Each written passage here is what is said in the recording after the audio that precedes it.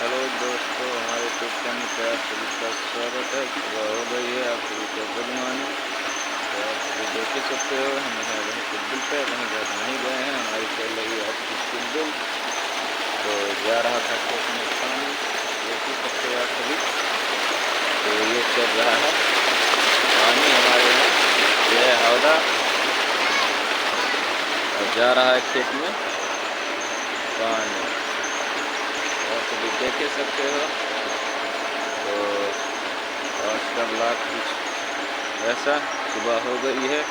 ये हमारा कुटबिल है जहाँ पर हम सोते हैं, ये हमारा मोटर है, चल रहा है, लाइट आई हुई है, तो लाइट आई चुकी है, तो चल रहा है ये कुटबिल।